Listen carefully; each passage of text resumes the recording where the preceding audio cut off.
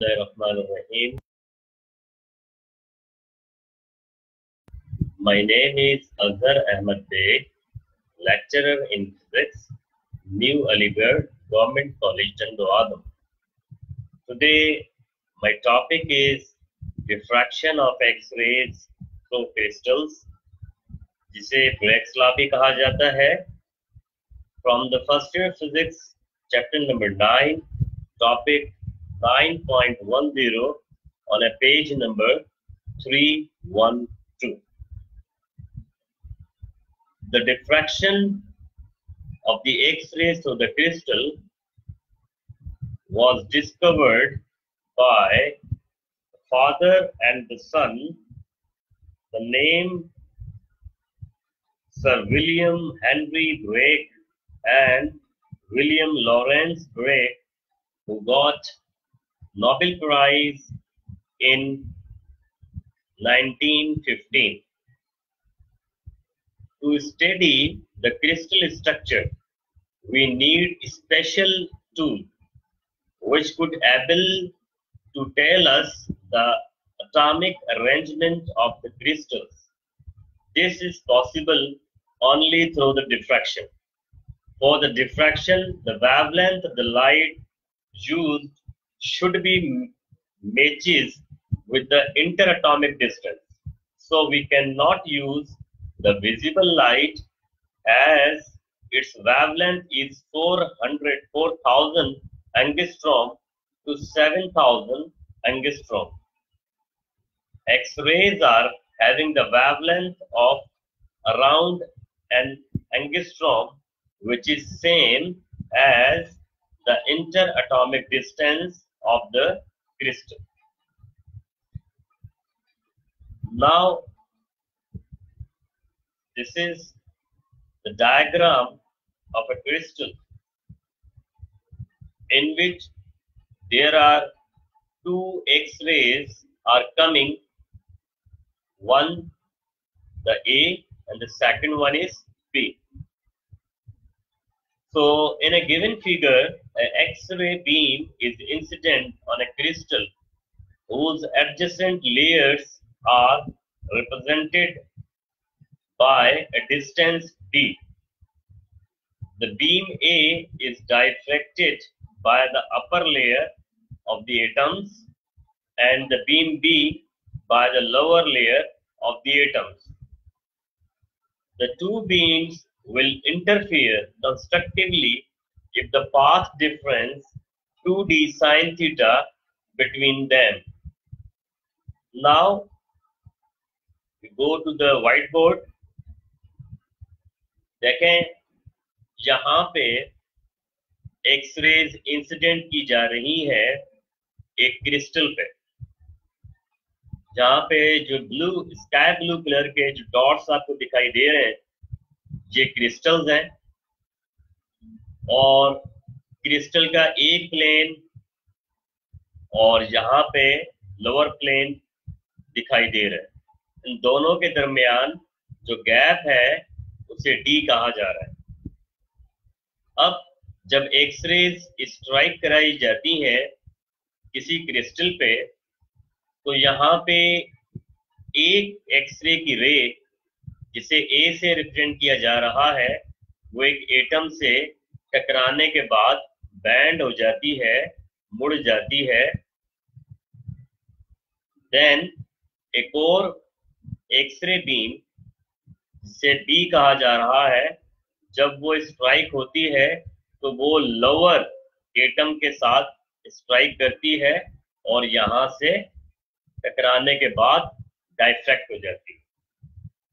अब ये दोनों जो डाइफ्रैक्टेड एक्सरेज हैं ये आपस में मर्ज होने के बाद इंटरफेरेंस प्रोड्यूस करती है. तो हम कंडीशंस फाइंड आउट करना चाहते हैं और साथ साथ फार्मूला ड्राइव करना चाहते हैं.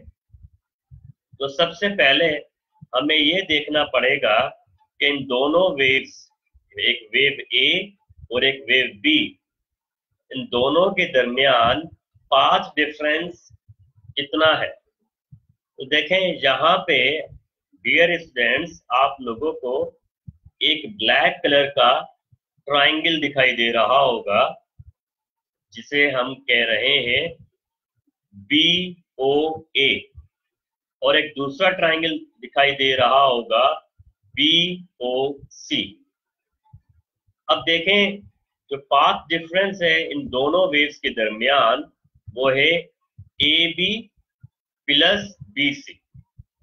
देखें, इसी ब्लैक डायग्राम को, ट्राइंगल को मैंने यहाँ पे बनाया है, ठीक है। तो अब हम इसको मैथमेटिकली ड्राइव करते हैं।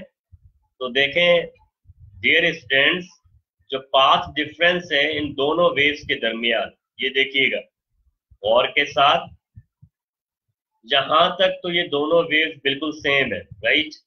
यहां तक ये दोनों वेव्स बिल्कुल सेम है, लेकिन इससे आगे जब आप देखेंगे तो ये डिस्टेंस A और B प्लस B और C, ये डिस्टेंस वेव B ने ज्यादा कवर की है, ठीक है। देखें यहां तक भी दोनों सेम है, तो बेसिकली दोनों वेव A में और वेव B में जो पाथ डिफरेंस है वो A plus B, AB plus BC।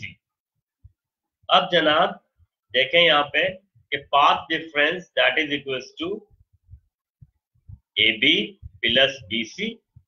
Now हमें ये भी मालूम है कि जो A और B है ये बराबर है किसके, BC के।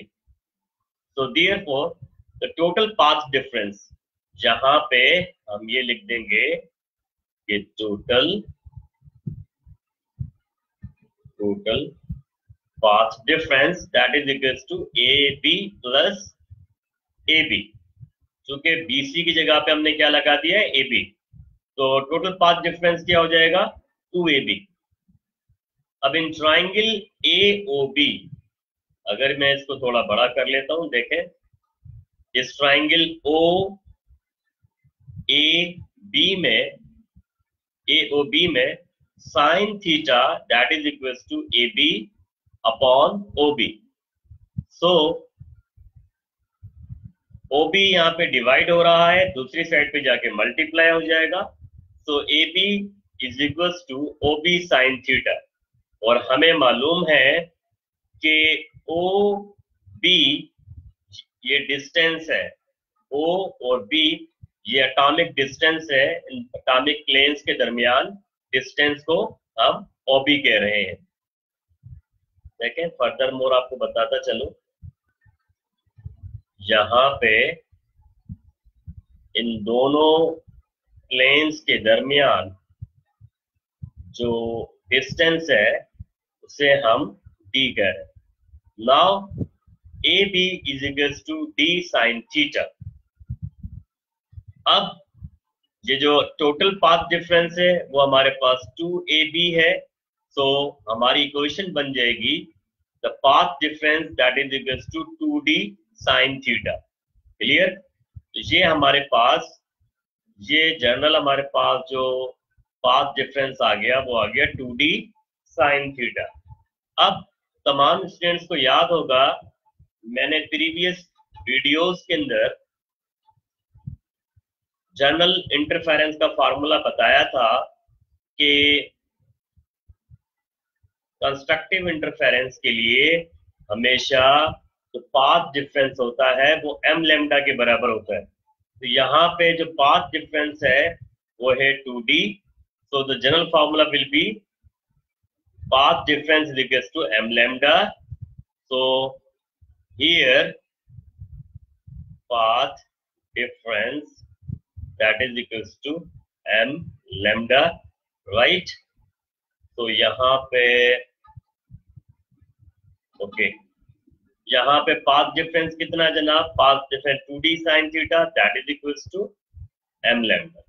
तो that is our required formula. इसको हम नोट्स पे भी देख सकते हैं। देखें कि 2D sine theta that is equals to m lambda, where m is equals to 1, 2, 3, 4, 5, and so on.